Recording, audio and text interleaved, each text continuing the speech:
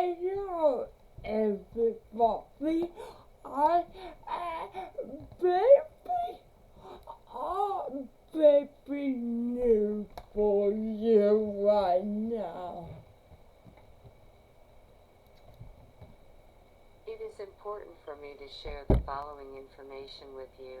I'm Amanda, aka CP Gal, and I just read the news article on this topic, and I am extremely upset since I myself experienced abuse as a child. Please allow me to read the article out loud to you. A state is being sued for warehousing children with disabilities in foster care by Elisa Ryder and Daniel Pollock. Late last year, Disability Rights North Carolina and the North Carolina chapter of the NAACP filed a class action suit against North Carolina Department of Health and Human Services Secretary Cody Kinsley, seeking to end discrimination regarding children with disabilities who are placed in foster care as wards of the state and who are then unnecessarily segregated from their home communities. As a result, they are often isolated in heavily restrictive and clinically inappropriate institutional placements called psychiatric residential treatment facilities, PRTFs. This is not the first such class action. Ad litem attorneys and others standing as next friends to children with disabilities relegated to PTRFs all over the country are seeking similar relief. As noted in the North Carolina complaint, PRTFs are designed to provide intensive, short-term, residential psychiatric treatment for temporary stabilization.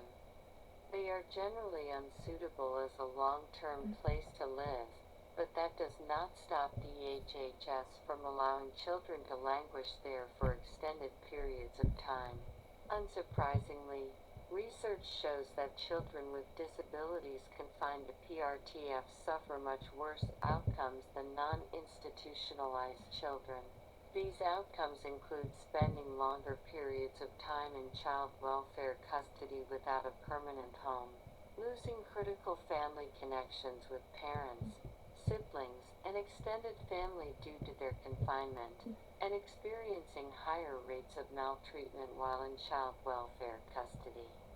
A PRTF is not a hospital facility. However, PTRFs offer inpatient services, funded by Medicaid, to individuals who are under the age of 21 and who have mental health issues.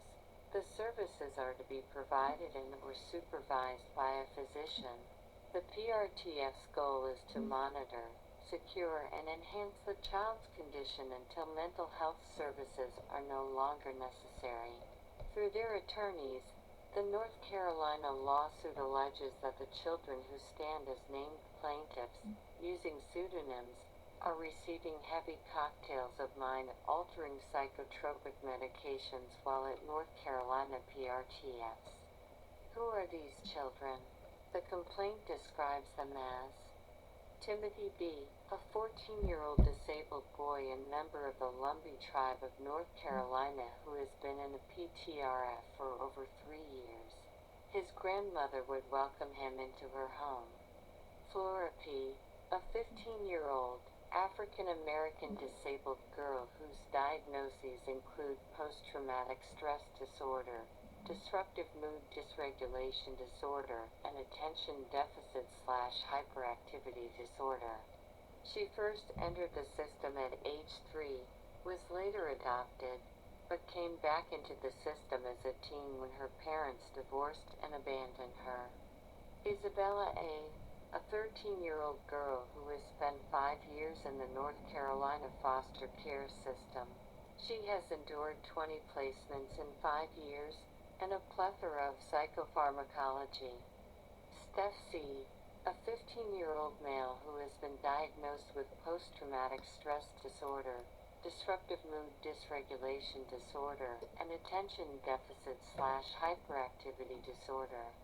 He has endured 50 placements in 8 years, including 7 PTRFs. The lawsuit outlines a litany of harms done to the children at these facilities. Flora P., Isabella A., and Steph C. have allegedly endured physical restraints at PTRFs. Timothy B. has allegedly been bullied by PTRF employees. Isabella A. has allegedly been the target of bullying and sexual harassment. And Steph C. has allegedly been beaten by peers and had 2 significant head injuries while in care. In one case, he was allegedly rendered unconscious by a physical attack at a PTRF and airlifted to a hospital. The plaintiffs in the North Carolina case assert that although the dangers inherent to placement in a PTRF are known, North Carolina DHHS sent at least 572 children in foster care to PRTFs in fiscal year 2020 to 2021. The claims in the North Carolina lawsuit appear to be consistent with concerns lodged in other cases, to wit, there are more placements of brown and black children at PTRFs. Despite its awareness of the negative impacts of such placements on children, North Carolina continues to spend millions of dollars to place children with disabilities at PTRFs. Other than the financial cost to the state of North Carolina, what are potential issues with placement of children with disabilities at PTRFs?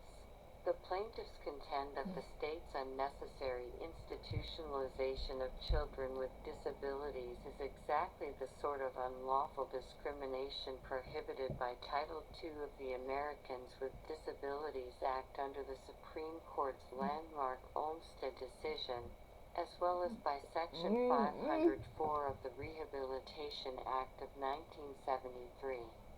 The North Carolina plaintiffs argue that the state is legally obligated to administer its services, programs, and activities to children with disabilities in the most integrated setting appropriate to their needs, and is prohibited from unjustifiably institutionalizing and segregating children in PRTFs. While the worst of the COVID pandemic may have passed, many social workers faced with a lack of appropriate facilities choose to continue the long-standing practice of warehousing children in their offices or hotels rather than pursuing other more appropriate placement alternatives. These children are not mainstreamed with other children. They are typically denied the opportunity to be enrolled at regular schools in order to have the ability to interact with children outside of institutional care. While the complaint seeks relief on behalf of all people with disabilities in North Carolina, the North Carolina NAACP joined the case as a putative plaintiff, seeking to protect disabled children of color. To justify its receipt of federal funds, North Carolina must provide services to children with disabilities pursuant to Title II of the ADA and Section 504. As the complaint notes, DHHS must take over the provision of child welfare services when its agents do not meet their obligations or fail to provide child welfare services in accordance with state law. NC General Stat. Section 108A74A3, C1, C, and H. DHHS has exercised this power as recently as May 2022. The ADA recognizes society's propensity to differentiate and treat those with disabilities differently. In implementing Title II of the ADA, Congress puts the onus on public entities to administer services, programs, and activities in the most integrated setting appropriate to the needs of qualified individuals with disabilities. How to define the most integrated setting? The most integrated setting is one that enables individuals with disabilities to interact with non-disabled persons to the fullest extent possible. Public entities such as DHHS are charged with the duty to make reasonable modifications in their policies, practices, or procedures in order to avoid being accused of engaging in disability-based discrimination. Some PTRFs arguably take children who have already been traumatized and traumatize them further, by preventing them from interacting with peers outside of the system, by forcing them into on-campus schools, by failing to allow them privacy, and by subjecting them to inflexible rules, rather than creating plans geared to meeting the individual needs of each child. Some PTRFs use physical restraints, emotional blackmail, and psychopharmacological restraints on children with disabilities. What can be done for these children? The lawsuit argues that DHHS at the state and local levels must be held accountable. While safety of social workers is an understandable concern, the welfare of children with disabilities is of paramount importance. Social workers deserve to feel safe in their work environments in the balance of equities. Children with disabilities should not be warehoused. Every effort should be made to assure that children with disabilities have the benefit of a nurturing, integrated, safe living conditions. Why does this matter? These issues are not isolated to North Carolina. These issues are present in every state. Hopefully, after reviewing Timothy B.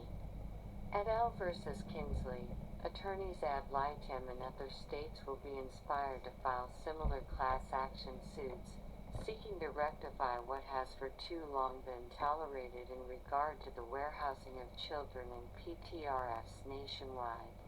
End of this article. In conclusion, I would like to express my gratitude to Elisa Ryder and Daniel Pollock for writing about this matter and bringing this into the sunlight. I would like to thank them for bringing this to everyone's attention in an honest and true way.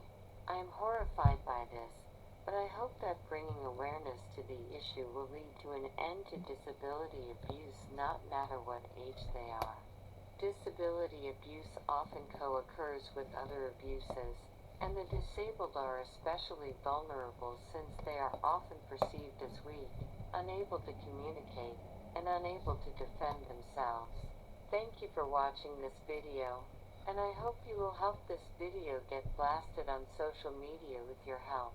Please give this video a thumbs up to help it get noticed by YouTube's algorithm. Please subscribe and hit that bell to stay informed. It is my intention now to share my thoughts regarding this issue with you, using my own voice. Okay. This is a very American because it really remind me of my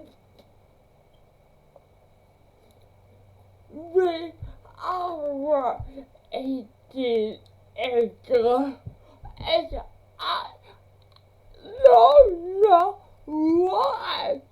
In good confidence, we are still die. It really not all people like me. I am more bothered because I was abused than my TV. So I had to pay to go for for to do everything out of there, and I've been that real for after the company because I know what it feels like. Thank you for watching this.